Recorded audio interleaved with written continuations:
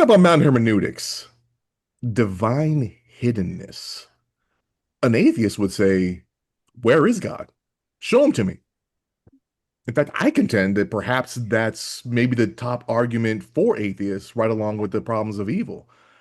So are we going to dispute that? Are they right? Keep it right here. We'll let you know.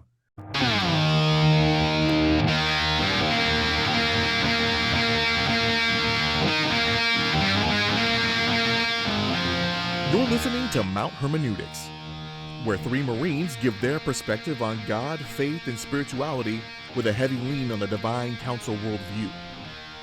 This is not your grandma's Sunday school, nor is it always for the Christian faint of heart. Nothing about who we are or what we say make us experts.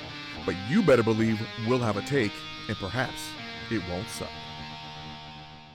I think this is going to be a short show, so this whole thing.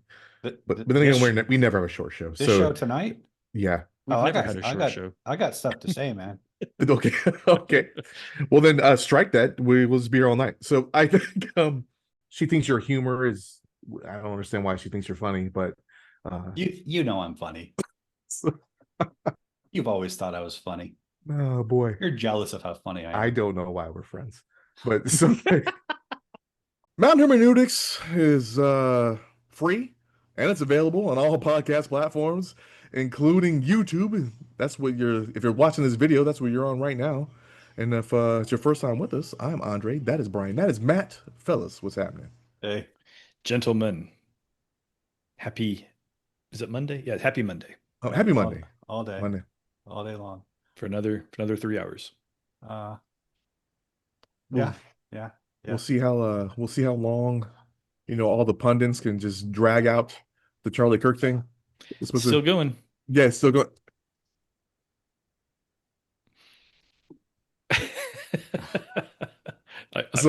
Did someone bring up Charlie Kirk in the room just now? I maybe so. I don't know. So the celebrity of the house walked in the door. Miss Delani Bibbs, ladies and gentlemen. She walked through the door. She's very popular. Yeah, it is interesting though because there's been a lot going on with media. The censorship's been the big talk of the town this last week. First Amendment. We had Jimmy Kimmel was pulled off the air. The back and forth with whether it was at the behest of the administration or not, and whether or not the federal government is pulling strings. He's going to be back on tomorrow, so that's essentially didn't pull the string too heavy, huh? Right.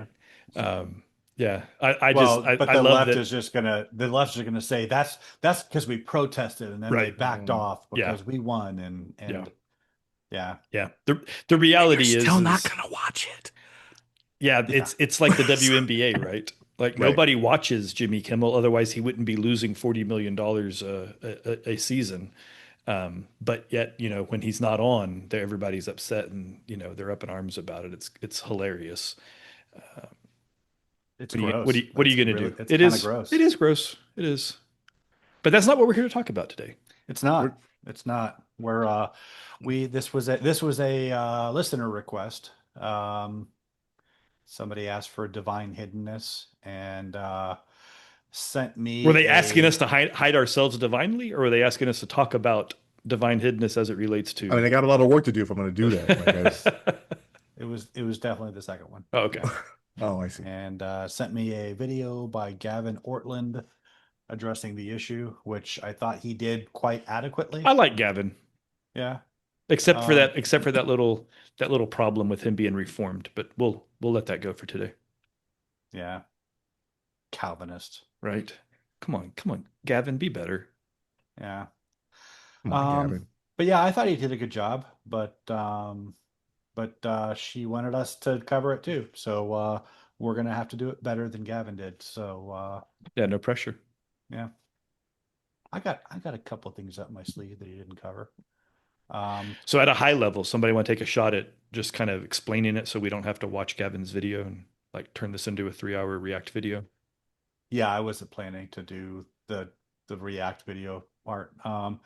I conveniently brought it up in front of me, or did you want to do it, or who wants to do it, or wants me to do it? I mean, what's the question, right? Like, why why doesn't God show himself? Um, Right? I mean, That's that's the really the question, right? question. Yeah. There's people that say they don't believe in God because they can't see him, right? They where's the sign? Anybody that, you have the people that just mock Christians saying, "Hey, you're a sky daddy or you're a sky wizard that does these things for you and whatnot." Where where is he? What is the sign? What does Hmm. it mean that you have a relationship with God? Hmm. And if he doesn't, why? Why is he hidden? What is the point? um, yeah, the argument from Divine Hiddenness and the form and the its formal syllogistic formulation. If a perfectly loving God exists, then God would be always open to a personal relationship with every finite person capable of such relationship. If God is always open to relationship, then no finite person capable of relationship with God would ever be non-resistantly unaware of God's existence. Now, I think non-resistantly unaware is doing a lot of work there. Um, there are finite persons who are non-resistantly unaware of God's existence, i.e., some people sincerely seek God but cannot find evidence of his reality. Conclusion, therefore, a perfectly loving God does not exist. Okay. So So goes the so argument. so let's first restate that in normal human language, right? Because that was some philosophy third year graduate stuff. If So uh, if God is real, anybody who seeks to know him and know about him would have that relationship with him. and if he Um, was real, he would make himself available such that it's not this mysterious, cumbersome path to find him, right? Especially when it's required of us for our salvation to, one, you got to believe in him, right? And then you have to obey him. You can't obey something that you don't believe in. Right. So it's like a two-step process for your salvation. And if he loves us so much that he wants us to have salvation, then why isn't he making himself available for them? Yeah, and I think I've said this on one of a couple of our other shows, but this is a challenge, and Dre, I think you set it up properly with the way you did the intro.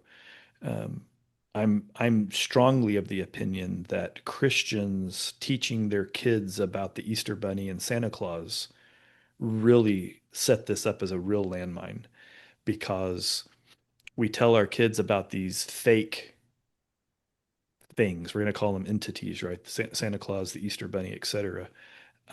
But these fake things actually leave presents behind. They leave tangible things that the little kids can touch and enjoy and look forward to. But then we also tell them about this all loving God who they never get to touch. They never get to see anything physically left behind that they can wrap their hands around and play with and squeeze and makes noise and all those kinds of things. So then the kid becomes of age. We go, oh, by the way, Santa Claus was fake. That was me all along. And they're like, oh, okay, so that means God's fake also. Oh, no, no, no, that one's real, right? Like that that's wildly problematic, I yeah, I think. think I think those things are great practice for atheism. Yeah. Um, and they're great practice for atheism, and it's probably a different discussion. Actually, it's a discussion we've already had, but it's basically just sort of a reenactment of basic pagan practices from the ancient world. The priest would offer the sacrifice on the altar to the god. The other priest would, eat the sacrifice and attribute it to the god because they're doing it in a hidden back room. You have kind of a similar system in Judaism, except there's no like smoke and mirrors. Like the sacrifice is given directly to the priests. Everybody knows it's to feed the priests. God isn't eating it, but these other religions, they kind of have this kind of magic show where the priesthood kind of maintains this illusion that the god is living and active and eating the food and that kind of stuff. Well, Brian, so as a Christian, why is the Christian God different? um And that's not me being an asshole. That's me Like No, from the that's a yeah. legit question. I was I was thinking of how to go into that. Um to address the argument from divine hiddenness, I, I think the premises of the argument kind of ignore a lot of what the Bible teaches about this issue. I'm going to say two things kind of as broad points, and then I'm going to flesh them out down the road. But I don't want to do it now because I'll wind up monologuing, and um, I don't want to hijack the show this early. One, This early. this He wants early, to wait to hijack it I'll later. do it Yeah. later. Um, one, there divine hiddenness should be somewhat expected based on the anthropology that gets set up in the opening chapters of the Bible, in the opening chapters of Genesis. um, God creates man in his image through whom to rule the world. Um, he doesn't want to rule the world alongside man or with man or over man. He wants to rule the world through man, setting up creation as his temple and setting man up as, so to speak, the idol, God's idol within the temple. That's what it means that man is made in God's image. We are supposed to be God's presence in the world. Um, so like God isn't supposed to be obviously visible in the sense that I suspect a lot of atheists mean. Um, the other thing, there was another thing, I forgot what it was. Oh, well, it raises kind of a more fundamental question about, well, how do you really know anyone? Like, obviously I can see that you guys exist, you have bodies and faces, but do you really know other people merely by their physical appearance, by their physical presence, or do you know them rather by their words, by what they do? Um, it's interesting that pagan religion they have their gods are personified anthropomorphisms of natural forces, and they worship them in the form of idols. They make a statue out of marble or clay or stone or wood or whatever, and this statue of Zeus, he is the storm. Every time a storm system rolls in, well, that's Zeus. You know him by the lightning and the thunder and the rain, and by this statue. Um, because the Israelites and Jews have a God who transcends any particular natural force. He transcends nature itself. Therefore, there's no image or form that you can know him by. He he he's worshipped in the temple, um, first through this symbol of his presence, the Ark of the Covenant or the Ark of the Testimony. It's called the Ark of the Testimony because it contains the Ten Commandments, which are the words of God. So God has no image or form by which to know him, but he's known by his voice, by his commandments, by what he by the values that he commands humans to carry out. And it kind of forces a more kind of thoughtful approach to religion and to reality itself when you worship an invisible God who is known in this sort of, in a way, in sort of a more abstract way, but in another way, like his essence is much more scrutable to us because we are made in his image and because we have his word. um so to that, I'm not addressing the argument in quite as systematic a way as I would have preferred, but to answer your question, Dre, like that's how our God is different. Yeah, And it strikes me that, and you kind of said this, Brian, but when you use the big word anthropomorphic, and I know I'm super familiar with the word from my dog training background, but for the listeners, it just means when you impart human characteristics onto something that's not a human, right? Specifically in what Brian was talking about, inanimate objects, but like people do it with dogs when they say my dog is mad at me because they can smell their dogs on me, and the dog's not mad at you, the dog's just curious, but that's anthropomorphizing. Um, One of the things I think of when I think about what makes God, our God, the Christian God, different than other religions, and I have to put a pin in uh, the other Abrahamic religions, right? Because there's a lot of bleed over there. But when we're comparing to the other gods, um, God is really about order. He's about ordering all of the chaos, right? When you go back to like Genesis creation story, there's a lot of that symbolism about the primeval waters and separating darkness from light, creating day, creating all of the different structure, right? And then to your point, this is what made me think of it, kind of coalesce the idea. Um, when the Ark of the Covenant was really the closest thing we had to an embodiment of Yahweh, it was really about the Ten Commandments. And like you said, it was about his words, it was about his edict, right? This is how you are to act. This is how I expect my people, my image bearers, to conduct themselves as they evolve, bluntly. Um, I think that's very different because when you think about the way other religions, especially the storm gods and the Norse gods and the Greek gods, it was always about just kind of harnessing raw things, right? And just kind of going with the flow. And then you were having to, beg and plead and try to appease them constantly. Whereas the Christian God, the Jewish God previously, before the Christian God, uh, the expectation was simply to be good, right? It was like, if you act the way I want you to act, then we're good, right? He made covenants. He said, hey, I'm going to make a deal with you, Abraham, right? I'm going to provide these things for you, and you're going to act a certain way, and you're going to get your people to act a certain way. And if you do, it's all going to be good. And if you don't, it's going to suck, right? It was almost a logical kind of relationship that was being built versus this, you had to just kind of make guesses and the capriciousness of the gods, so to speak. I don't know, just kind of thinking in free form.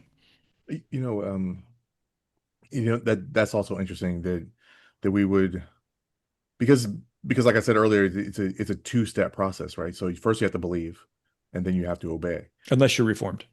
Right. So I mean, because there's also beings or people in the past who did believe and rebelled anyway, Mm-hmm.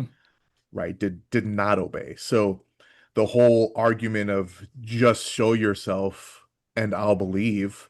I mean, even Richard Dawkins himself, like, hey, okay, Mr. Dawkins, if the sky opened up and a dude poked his head out and said, hey, I am God, uh, would you believe then? And he said no.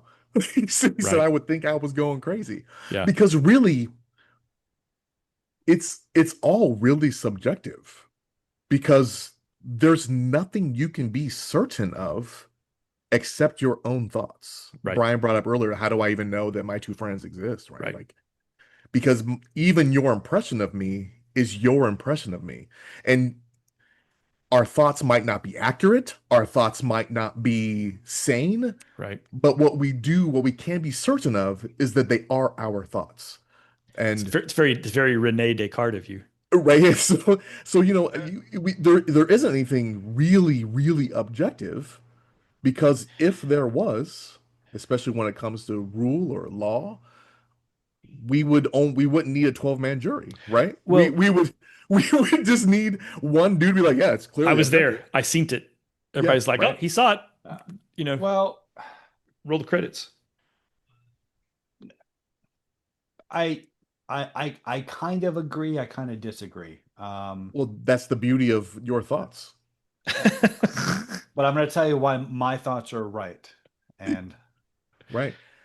but I mean, I don't know. I wouldn't Which say that it's before you start, which is kind of, and this is not necessarily an atheist. It could be a theist, but not the Christian God. So it and what I'm saying here, or I had a thought.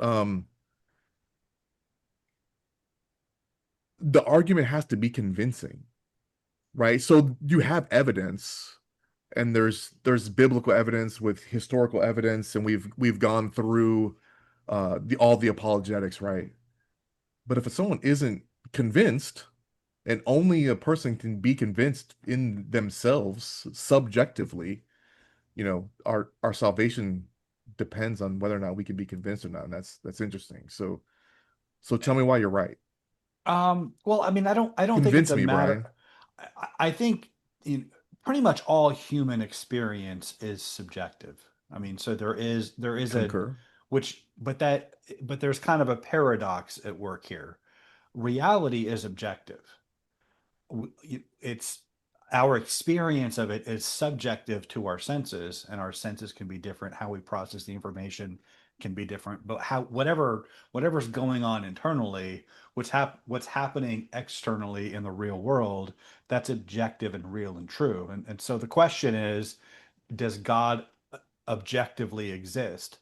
And like I think we're disagreeing on how we're wording it, but I think we're winding up in the same place, like with the Dawkins thing. And this is in that illustration, and it's a pretty common occurrence that makes me think that the whole argument from divine hiddenness, it's very persuasive on an emotional level, but I don't think it's very I don't think it carries a lot of weight logically, and that's largely because of the reason that it comes about. Like I'm sure you guys have had the same experience. You're having an argument or a debate with an atheist, and they say something like, just show me evidence for God's existence, and I'll believe there just isn't any. And so you lay out the evidence, you make the I argument. don't know. You have conscious thought, mother. Anyway, go Well, but ahead. you lay out all the arguments, and they don't, and that's not evidence. Well, okay, well, and Mhm. you can't give me a plausible explanation for where Christianity came from to account for the data about the claims about the resurrection, at least not one that you're not embarrassed to hear yourself saying out loud. Um, but that's not evidence. Okay, well, what would qualify as evidence? And that's where you get to the Dawkins thing. And somebody asked him that, and at one point he said, "Well, God would have to appear to me personally to prove his existence." And then Dawkins related having given that answer at one point, but then he kind of drew it back. But then it occurs to me that, I probably think I was hallucinating if that happened, which means they're not rejecting God's existence on the basis of the evidence or the lack thereof. They're rejecting his existence on principle. They're rejecting it because of their philosophical Mhm. commitments. Yeah, they're And so Yeah, creating they're for creating sure. a position without reason, and then they're locking into that. They're digging their heels in from a psychological point of view. right. And Yeah. so Well, and Brian, you well, made the but point. I'm supporting you. You made the argument yeah, about the fact that so many of the people, the Pharisees, etc., witnessed the miracles of Jesus and still didn't believe in him.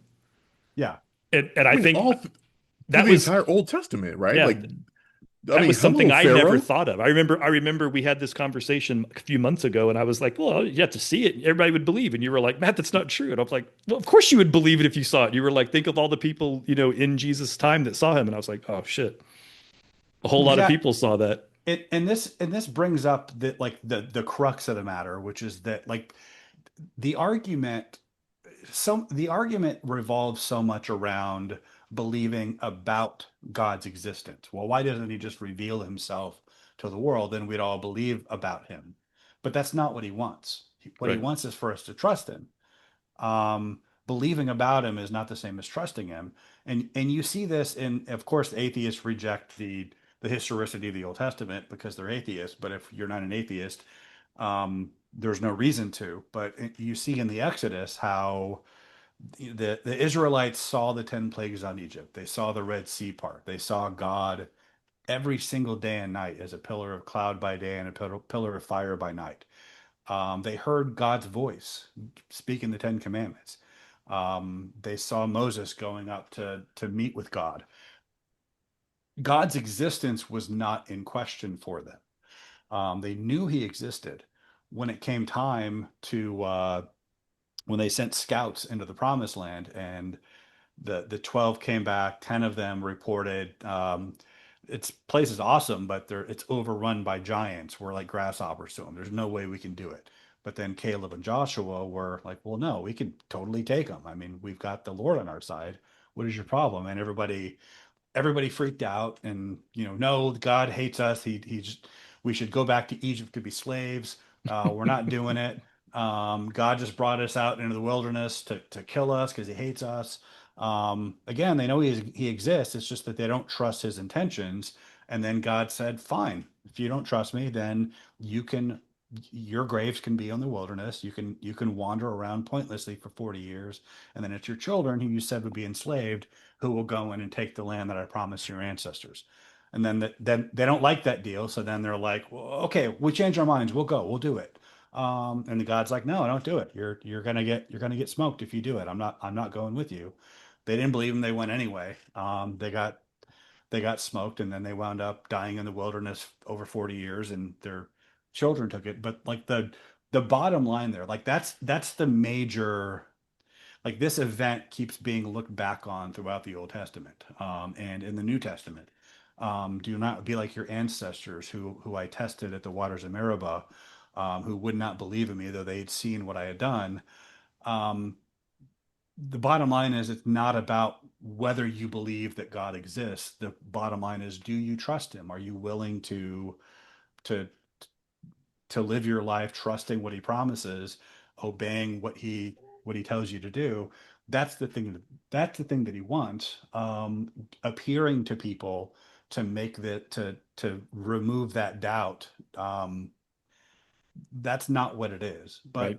Well, Dre, you started to point out, there was a whole bunch of angels that Right. were super clear that God that the Most High was the Most High, and they still opted out, right? They did fallen angel things, and they were hanging out with them. They were there face to face, or whatever version of face to face exists in heaven, right? But I think there's another layer to this too. So I mean, so you can believe in God, but can you? And we talked about trust, but what is the nature of God, right? So we keep saying that it's a maximally loving God that exists. Well, a pissed off God could exist too, or an angry God, or someone who doesn't actually love you, someone that would squish you in a heartbeat, someone that as soon as you disobey will burn you in a lake of fire for eternity, forever and ever, amen. Like so what is, I mean, why do we trust people? Why do we trust our spouse? Why do we trust our mother? Why do us three friends trust each other? And how does that relate to our relationship with God? um, I don't know. You said a lot of stuff there I that I did. So I mean, okay, so you can be a theist, but does that mean you believe in the Christian God and everything that the Christians say about him? well, all Christians don't believe the same things, Concur. right? So why the hiddenness? um well, first, I mean, because of the fall, because the first humans broke faith with God, there's a severing of the relationship. Um because man severed it, it has to be man who restores it. Um I think you're onto something right there, and I don't mean to interrupt you, but I want you to continue this thought. I think that's probably the crux, and in my mind, the actual answer. But go okay. ahead. Yeah, Um I think you're hitting it. all right. Don't screw I it up, Brian. I You're hope almost there. I hope I hope I'm sure AD, I'll disagree with you at the end, You but got you it's yeah. got to land fine. this. You got to land it. Now I'm thinking really carefully about what I'm going to say next. But there's that, because man severed the relationship, because God is perfectly just as well as loving.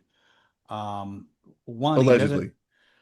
Um, no, I think that if God exists, by definition, logically speaking, he would have to be a maximally great being. He's the ground of existence itself, so he can't be anything less than perfect in his justice and his love. Okay, I think that that might be a topic for another show. So go Um, ahead. well, but no, I think it's tied directly in with I think it divine is tied directly, hiddenness. but I think that we could talk for 2 hours just on that topic alone. Well, we But could, but at some level you but have to be on common ground, right? Yes. but let me finish this thought. Okay. Um, so it has to be man who restores it, but also like part of our rebellion, the severing of the relationship, was us kind of denying our purpose. And there is kind of an existential undercurrent to the anthropology that you find in the Bible. Um, what I mean is, like, are you guys familiar with existentialism as a philosophical category? Um, Well, I'm sure there's people watching this right now that doesn't know what the hell you're talking about. Basically, it's um, that the belief that existence precedes essence, which in plain language means we don't come into the world with this ready-made purpose. Like we have to create and apply that purpose. And the exemplars of existentialism would be Soren Kierkegaard. And don't worry, I'm going to tie this back to the Bible. I'm not going to go too far into the weeds in this. Soren Kierkegaard and Friedrich Nietzsche.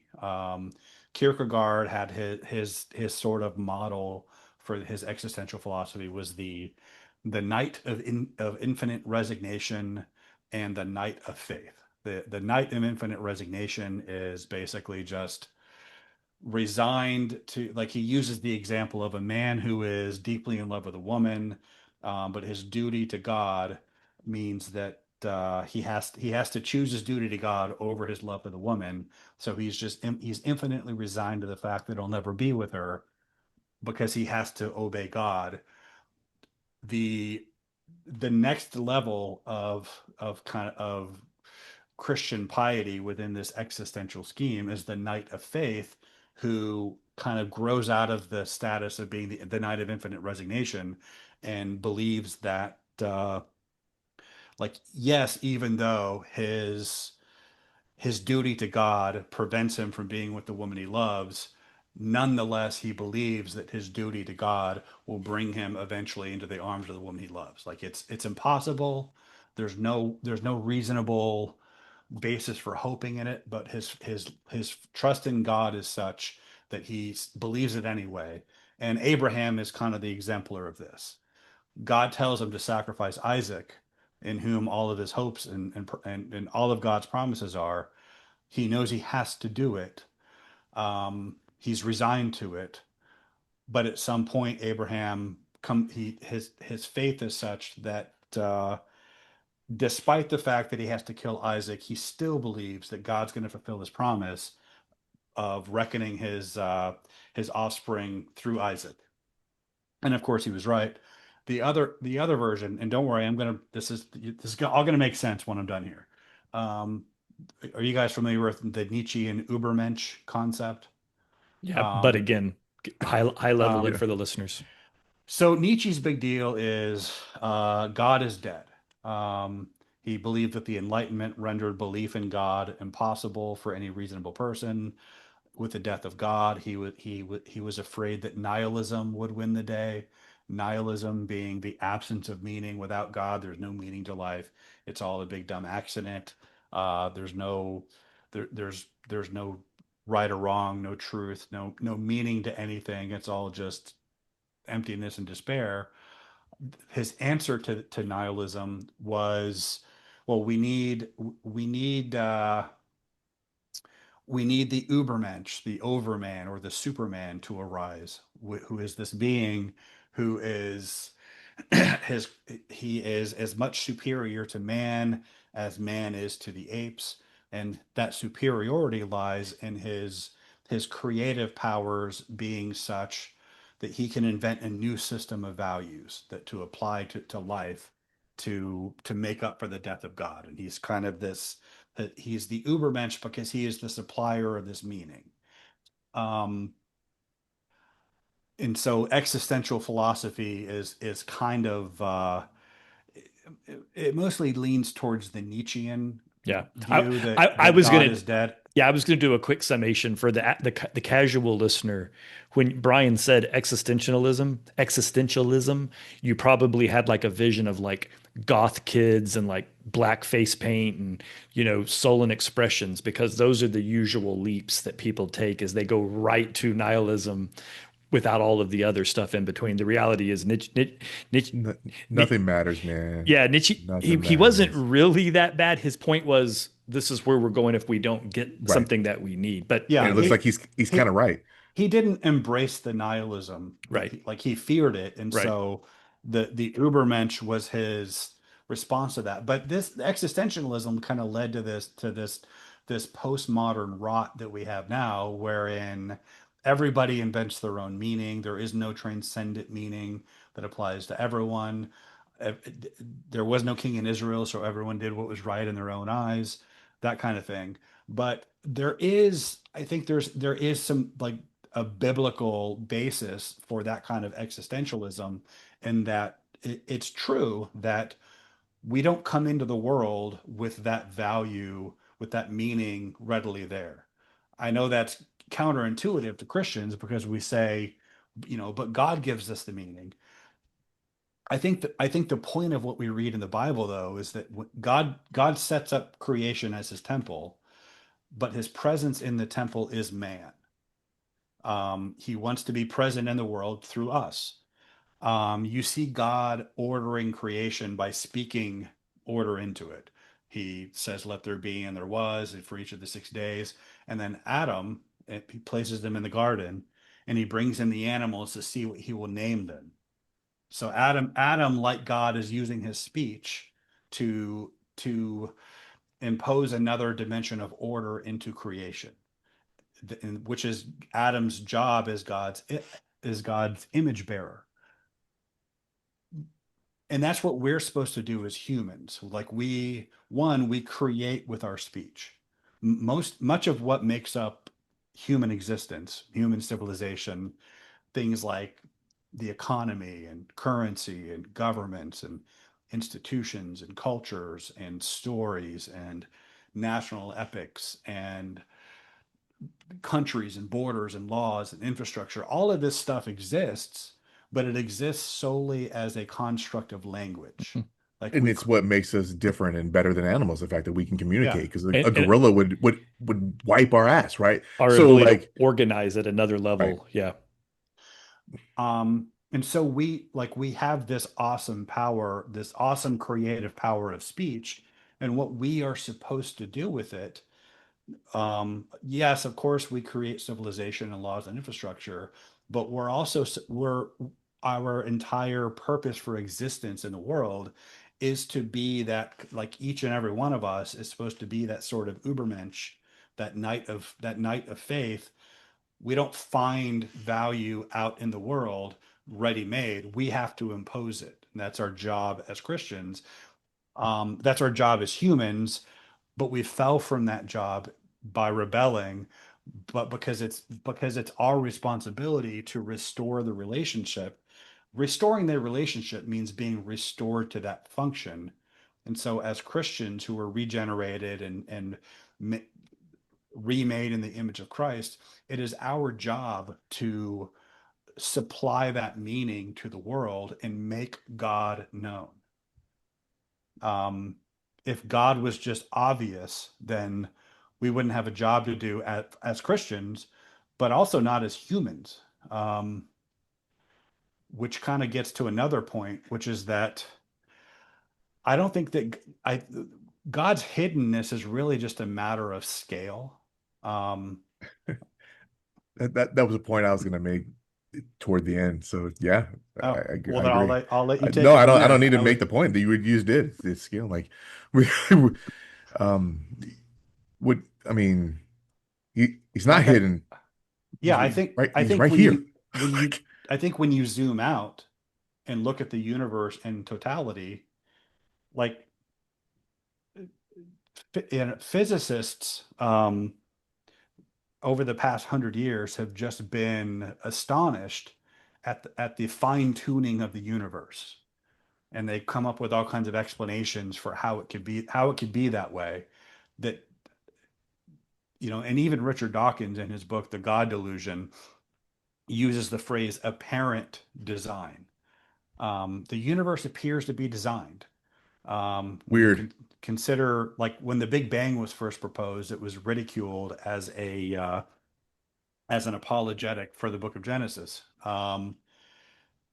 God's existence becomes apparent the more you kind of, if you're not committed to ruling against it, the evidence points pretty clearly to God's existence. And I think that when you're acquainted with the arguments, it becomes almost impossible not to believe in God. Now, Yeah, this made me think of this, one of my favorite quotes, and it's loosely attributed to Heisenberg, not of the Breaking Bad genre, but of the nuclear But it would be a lot cooler if fission. it was Yeah, him. it would be. But the quote is the first gulp from the glass of natural science will turn you into an atheist, but at the bottom of the glass, God is waiting for you. yeah, And I think That that's just that's a dope ass. I'm using it all the time. it's super That's cool, man. like I'm all up in it. It really is, and it's interesting, Brian. Not to cut you off, but I know there was a big thing on the internet recently where, like, the most intelligent human of our time, he has like a 170 whatever IQ, whatever.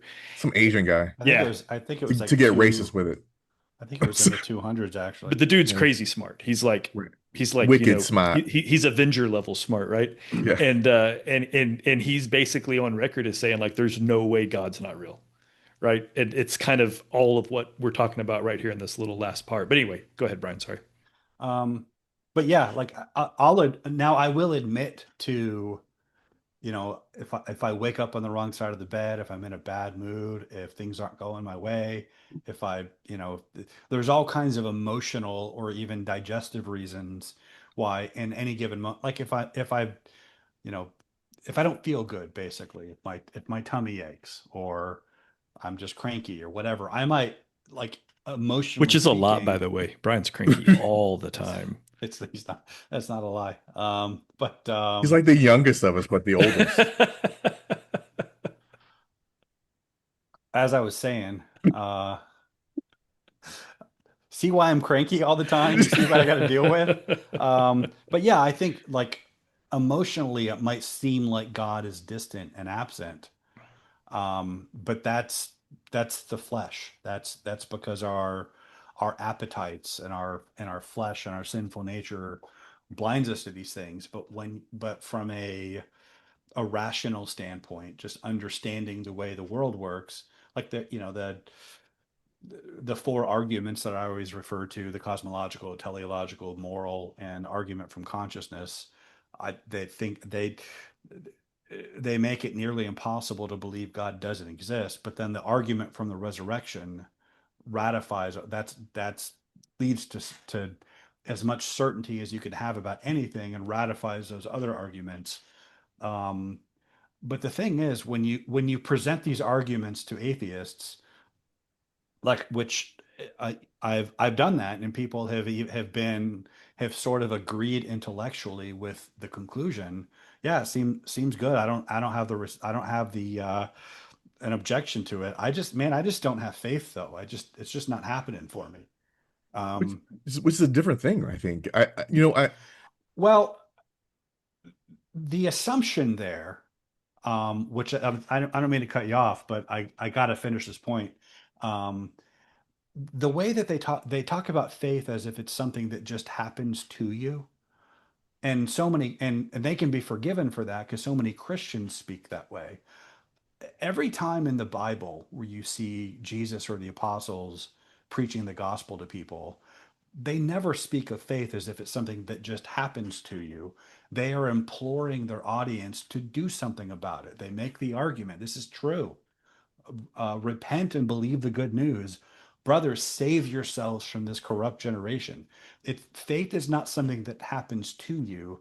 Faith is your response to what the reason apprehends. You don't have to feel it to have faith.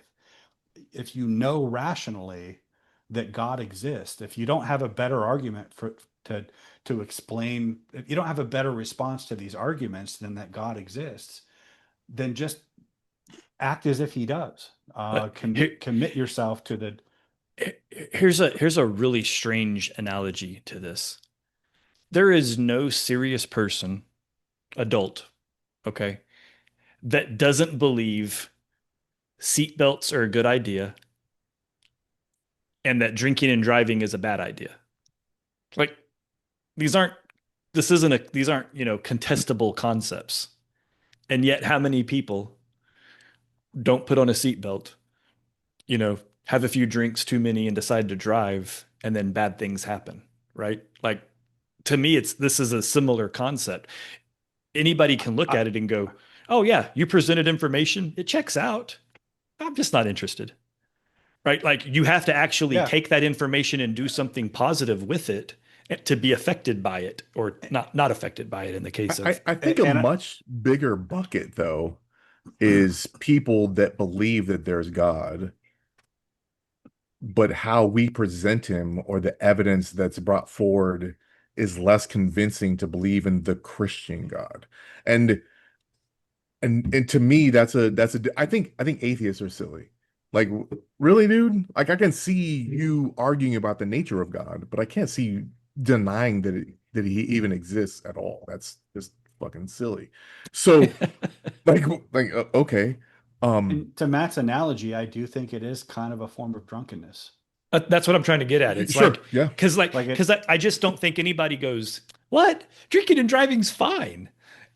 Of course, Nobody says that, right? when you're drunk, you say, "I'm fine." That's a very different response than to say, objectively, it's fine to drink and drive. Nobody thinks that. Or it's scaled, right? So you think, yes, it's dangerous, but how dangerous? How Right. much faith do I have in my own skill? Right. How much faith do I've, I believe that Son, I've been drinking and driving yeah, since before you were born. or at this time of night, there's nothing to hit. There's nothing, Hmm. I'm going just a mile down the road. There's not even a traffic light, Yeah. not even a stop sign. So I'm gonna be fine, Yep. right?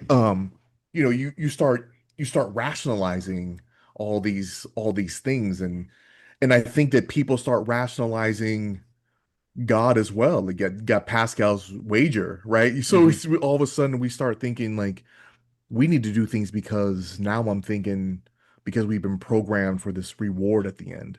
So now I have to do and believe the right things. But what are those right things?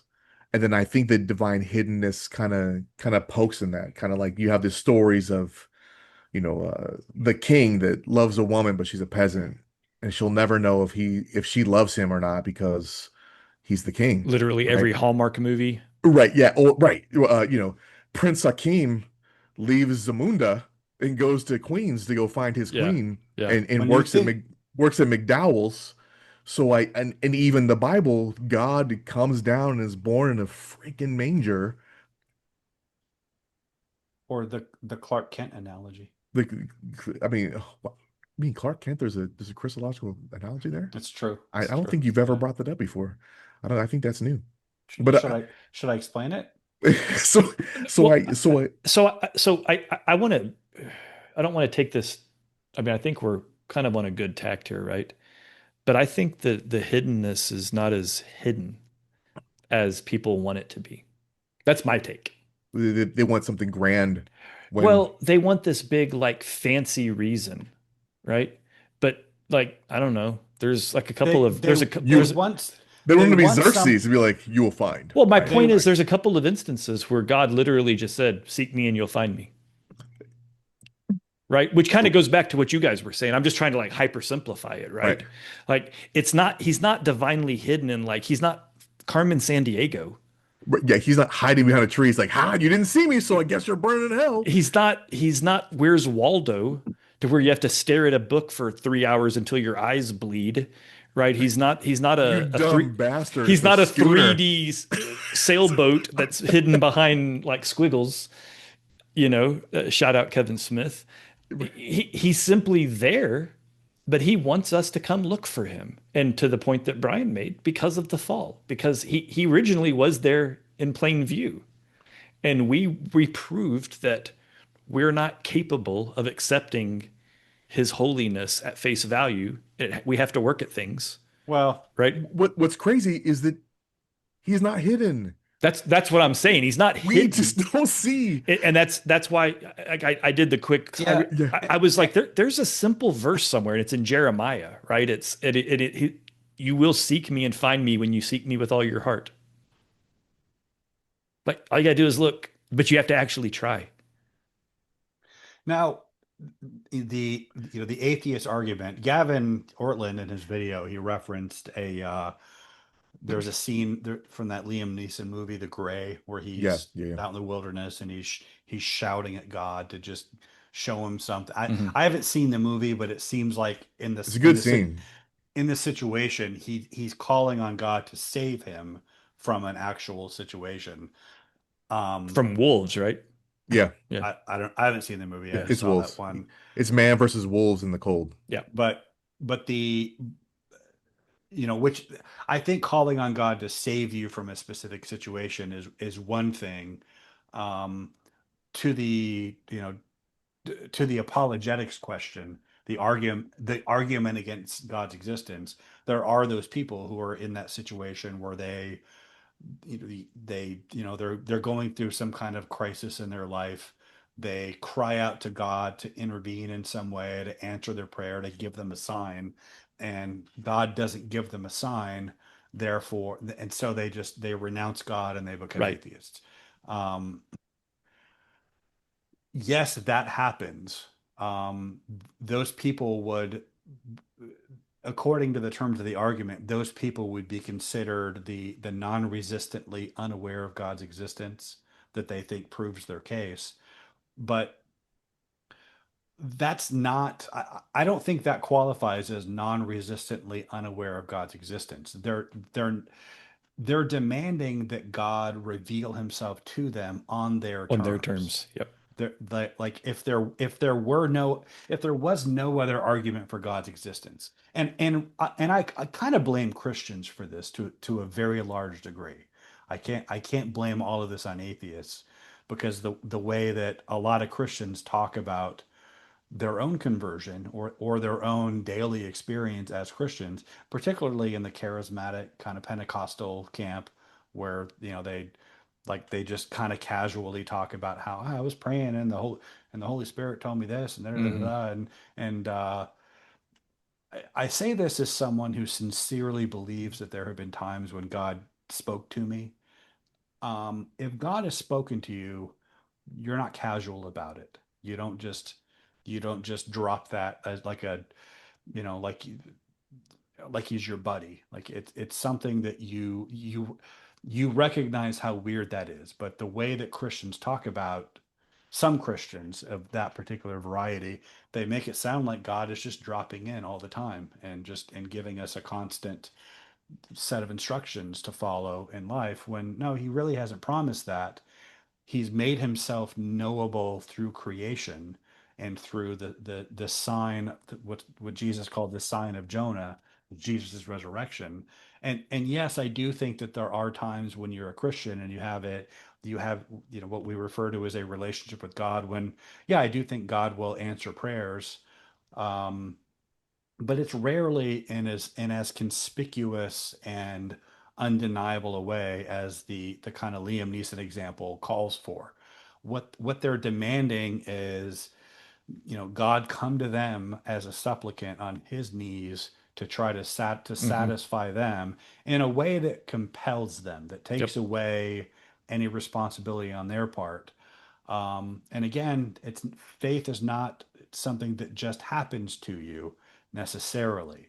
It can, but if you're holding out for that you're really just kind of rejecting God and what he has made available. Well, I Um, think it's exactly the part you said before. You're rejecting him because you're creating a condition set based on on your your Desires or on your terms, on your terms. timeline, all that kind of stuff. And I think that's where people, and I think you're right. I do think Christians own a lot of this because of the stories and the feel good, you know, mega churches where they tell all these stories and they have these people come in and talk about how they prayed and prayed and this wonderful thing happened and the whole church just blows up and they're all so excited. Um, but that's either um, a small piece of reality or it's wildly circumstantial or coincidental. I think the vast majority of that is Christians, hearing other Christians talk about that, and they think that's normative. They want to belong, Mhm. and the power of suggestion is pretty. Let's that meme where the guy says, "Lord, I see what you do in other people's lives, and I want that for in my life also," right? And they always tie it to a joke above. It's always a two-panel meme. I'm sure you've seen it. I have It'll not seen that. well, it's a televangelist. I forget. I don't know who he is, so I'll have to do some homework to figure out who he is. But he's praying and he says, "Lord, I see what you do in other people's lives, and I want the same things." But it'll be like the top panel is person mistakenly has a an M60 machine gun delivered to their house. And then the bottom panel's like, Lord, I see what you do for other people, and I want the same thing, right?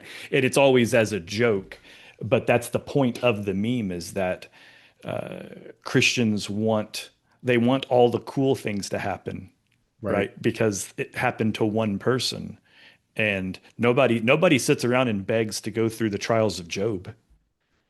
Or is it that a lot of Christians believe that every single thing that's good in their life is an actual blessing? So all the things that are good are answered prayers. So Hmm. it's kind of sharing all the good things like, hey, these are all my blessings. So maybe it comes out wrong by saying that, God answered my prayers when really all they're saying is, hey, I'm super grateful for all the blessings that I have, and they don't bring up all the negative stuff. Well, but that's not Could what I'm could that that could that be? that's not what I'm talking about though. What I'm talking about, like, your garden variety Christian testimony. Um, like rarely will people, or the regeneration precedes faith motif that you get from Calvinists. Like, you have to be regenerated by the Holy Spirit first in order to believe. That's an actual Yeah, I, doctrinal I, I guess error that people that's just make. not my experience. It's a pretty widely reported, like, it's pretty common here in Okay. Oklahoma. And I'm sure else. I mean, John MacArthur was a proponent of this, and he was closer to your neck of the woods. The idea that regeneration by the Holy Spirit precedes faith, so you have to be born again in order to have faith. So it's totally understandable. Um, yeah, that's what they teach. You have a That's someone would have to explain that to me. I don't get it. Yeah, that's what That sounds silly to Calvinists. me. It's beyond silly. It's satanic.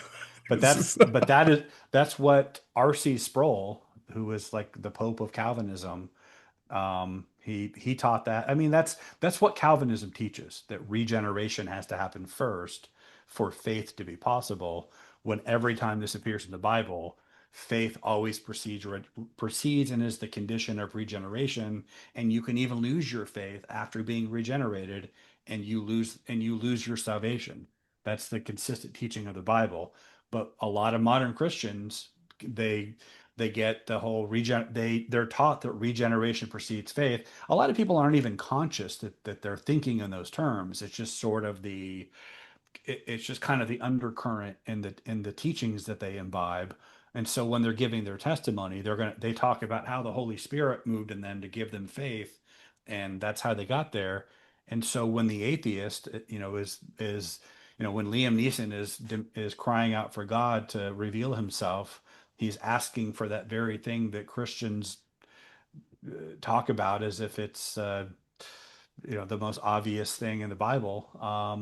When no, it's a denial of the gospel, and it's largely because the church has abdicated its responsibility to teach people why God is true. Um, so so yeah, if I had to sum up my answer to the argument from Divine Hiddenness, I wouldn't. My most of my objection would not even be for the atheists, but for the Christians who set up the Matt, this is expectations my to. shocked face. Yeah. I love it. But am I wrong? I mean, No, not at No, all. I think No. I mean, look, this has been a consistent theme for us on many topics, right? Is that there's a lot of things that we as Christians own and need to be better at, right? We're not putting our best foot forward all of the time. Um, and we make it difficult, one, to explain, we make it difficult to model, and we make it difficult to convert. Yeah, Yeah. but and I want to be clear here. This is not me like just saying, "Hey, Christians, do better." I'm saying there is this very specific thing that is widely taught by Christians that is absurdly, just monumentally destructive and satanic and wrong, and it sets the stage for this kind of an argument. The idea that regeneration precedes faith is the most satanic, destructive thing happening in the church right now, and we need to repent of it. We need to root it out and crucify it wherever it can be found. So, if you take nothing else from this podcast, take that. Calvinism is bad. That's where we landed yet again. Yeah. Faith always precedes regeneration. Regeneration never precedes faith. I don't care who says otherwise. I know John MacArthur taught that. I know Gavin R.C. Ortland Sproul would did. say it also. Uh, I suspect that he probably would. He He's a would. Calvinist. Yeah. I've never seen the question put to him. I'm interested now to see if he has anything out there on it. Maybe he'll come on our show after this one, after we Yeah, reference But him. but let's it hit him with some comments. but it does strike me how like this is like to me like this is the most obviously like the most heinously destructive and evil thing that could be taught because it's so antithetical to what you find consistently throughout the Bible. But very intelligent people who I respect and admire greatly, like Gavin Ortland and R.C. Sproul, and in a lot of ways John MacArthur, they teach this. Yeah, and I hate even talking ill of RC because he was such a saint of a man, right? Like he was such a uh, well-intended, he was doing everything to the best of his ability. He was just wrong about this. And I hate that for Yeah, him, and I don't think they're bad. right? I think they're bad if they're confronted on this and they refuse to change. Well, But RC to my can't. Yeah, he's dead. But He's already changed. um, but um, but yeah, I mean it's I lost my train of thought, That's but all I right. think I So, think I probably said it well, all. you're wrapping up the wrong point. So we're supposed to be wrapping up divine hiddenness, not faith before Regeneration precedes regeneration. faith. Yeah. So, Well, but I think like my point is that they're inextricably linked. well, sure.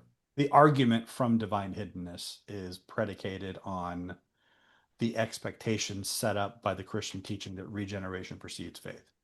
Like faith is something that is supernaturally bestowed upon you. And if God doesn't supernaturally bestow it upon you, There's atheists then watching this right now. They're like, walk out because this seems like a them problem. Yeah. This is I feel like maybe you're overstating the complexity of the problem, but I get it.